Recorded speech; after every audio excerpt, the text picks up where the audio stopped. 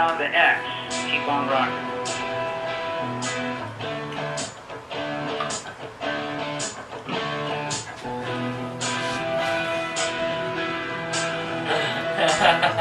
Sofa balls. That's his band.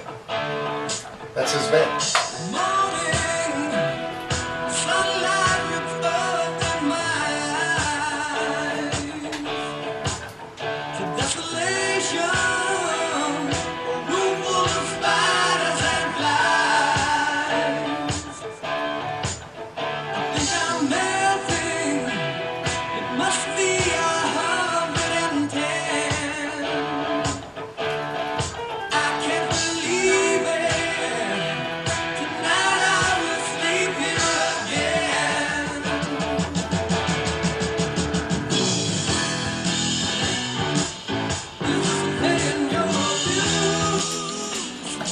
Welcome back to Heard It on the X, the East Coast premier music talk show. Little Black Sheep bringing us back. Song that Ronnie just told me that he co-wrote.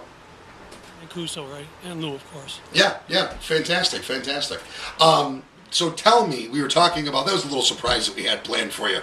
So I just wanted to let you know. It's funny because I seen you in the room there talking, then all of a sudden you're like, man, I recognize this tune. We were talking about the difference playing now from, even 20 years ago, 30 years ago. Times are so different now, aren't they? It's a different scene. Well, I will say this, yes, absolutely different. And the thing before is, in the old days, you'd have, even in a small club, you'd have 150 to 200 people sitting there waiting to see if you're any good. And if you got there and you were good, you'd have 300 at the end of the night.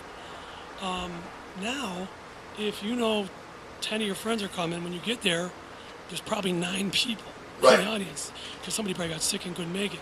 So it's like there's no padding. There's no padding there. There's no buffer zone in most clubs. Some of the clubs still have a good following. Like last night, we played up Transit Paradise Island there, and there was a good house all night long. Right. And that's nice when you get that these days, but usually it's what you draw. But the biggest difference I've noticed besides that is it used to be about how good the band is.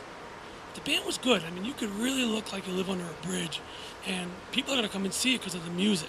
Right. And the shift has been Facebook. The shift is now, if you've got the most Facebook friends and you hit on the kind of music they want to play, you're going to draw whether you're no good, whether you're not any good, or that's true. You are.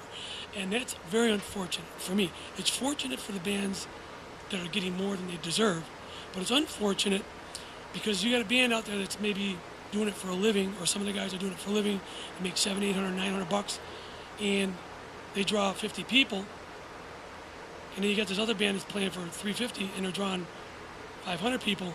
That's a problem. That's a problem. And what happens is you get the guys that are doing it for a living dropping out of the scene or going to work at Wegmans because they got good benefits and playing their guitar, wherever they can, and the quality of the overall entertainment goes down. That's right. I do acoustic gigs at Wegmans. They're very good to you there. Actually, I was kind of referring to it. But it's true though. That's true. That's a problem that existed for a while, and I think two things in this area. I still think it's a music town to a certain degree, but I think the age of the town getting older and older and older. And I tell this to people all the time. Usually, it's 40-year-olds and up that are really interested in live music. Your kids' age, they're interested in DJs. Where's the DJ at? Yeah, exactly. My buddies don't care about music. I have a bunch of friends that don't care about music. They just don't, and it's funny that this divide has happened because the popularity of the DJ now. It's really funny that this divide has happened, and kids don't really. My daughter, she'll come hear my band, but she'll stay for a set and be texting all the way through it, and then and then bounce and go somewhere where there's a DJ. I'm gonna start hanging out with your kids and going to check out live music. Do you guys listen? Do you guys check out live music or no? Yes, you will be a bad influence, Josh, but you can still hang out with them. But honestly, the other final thing of that is they go there not just for the music, but I feel bad for the younger kids because a lot of them will tell you, and I talk to them all the time at the shows. I'll get some 20-year-old kid, dude, that really rocked, and I'll sit and talk with them for a while, or I'll see some 22-year-old kid singing the words to Led Zeppelin or Crosby, Stills, and Nash, or whatever. I was like, how do you know the words of that? What are you doing singing my Yeah, music? right. And they go, our music sucks. Right. You know, and there's some great new artists out there like Jason Mraz. There's other things. My kids will laugh at me. Foxy Shazam. Do you know who Foxy Shazam is? Do you guys know who Foxy Shazam? Oh, that's Carly Rae Jepsen. Foxy Shazam's She's a this good generation I love songbird. some of the new artists. There are some good ones out there that just blow me away, but they're far and few between. A lot of the music today is garbage. When during our time, most of the music was really good, Right. and there was some garbage. And I think a lot of these kids even flock to the older music.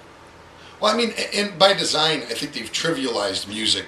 Where when we were younger, it was so different. You were judged, and I try to tell younger people, you were actually judged by the bands that were written on your folder in school. Isn't that the truth? Absolutely. I mean, if I totally forgot about that. I mean, seriously, oh no, he's got Genesis on his folder. I'm not even sitting with him at lunch. I'm going to sit. He's got AC/DC on his folder. Kids' folders were little things. That's right. I mean, Before the iPad. you know, but it's you were judged by your group of friends were based on the music that you listened to. What you were into and what you weren't into. I guess philosophies were decided then. I don't know. I really don't know if we thought that much about it. It's just we were kindred spirits because I didn't like REO Speedwagon. I liked Aerosmith. Those people like REO Speedwagon. I like Aerosmith. It also helped you find your own roots. Right. It helped you realize what you like in music.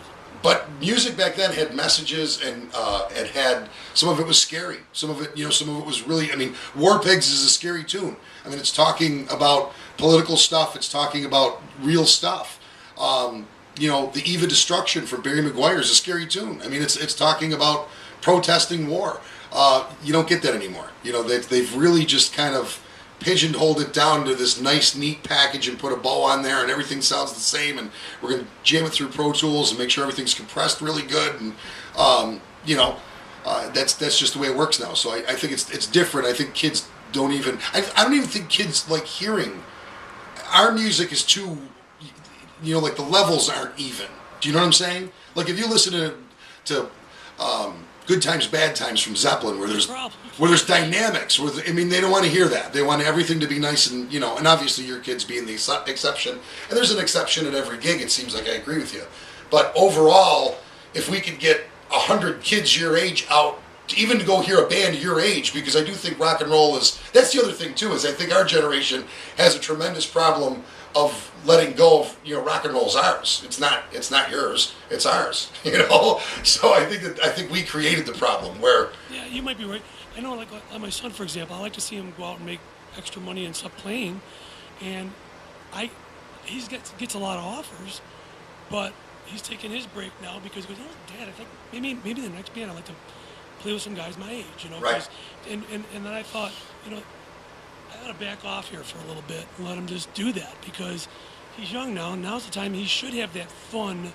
It shouldn't be about going playing with these guys that are in their 50s, 60s just to make money just because he can. Right. So I think he's stepping back, a little bit. And he's just giving me the look like you finally got it, Dad. I just got the look. I'm not talking anymore. But the thing. If you're gonna do something for money, it's not gonna be playing music. You know what I mean? No, exactly. Yeah, right. Exactly. That's you might as well forget it. Yeah. Just bartend Exactly. if you're going to do something for money.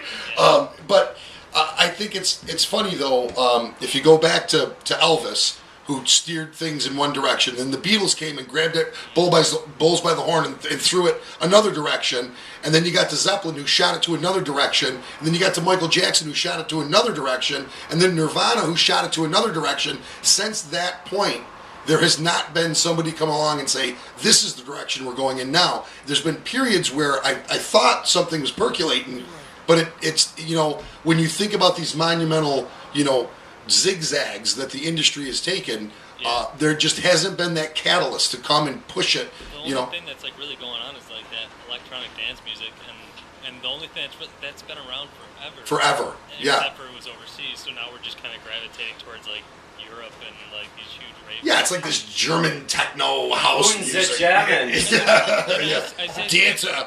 I say it to my friends all the time. It's like I think there's a place for everything. You know what I mean? Like I'm not even somebody that'll go bash a DJ because I'm a live musician. Like there's a time and place for that kind of music. Like if you want to be out at night sometimes, like that sounds great. But I don't want to turn on the radio at 9 a.m. and hear Well, no, exactly. It's like, and there's no variety. That's my biggest issue. Is there's no variety. Like you like hear people classify these genres now, like today's genres, but they all have the same pulse. They all have right. The same Yeah, that's the thing. It's very repetitive. It's very there's no changes. Sterile. In the dynamics, exactly, and it's more or less that there's no variety. I could care. I think there's. Every teach their own with music. I think it's hilarious, though, and I have to say this, and I got to go to a commercial break, and you guys have been so wonderful. I want to have you all on again. But I think it's hilarious on Facebook where you'll see these DJs saying, if you're just going to hire somebody who's going to bring an iPod and stick it in a thing. I mean, it's like, seriously, dude, you have no talent anyways. These DJs have no talent whatsoever. And I'm sorry for, I'm just calling a spade, but they're really like Jimmy here. I mean, he's talented. Me and Jim, I got 2 weeks ago, me and Jim DJ'd a middle school party. We're the most talentless people in this room. We are just...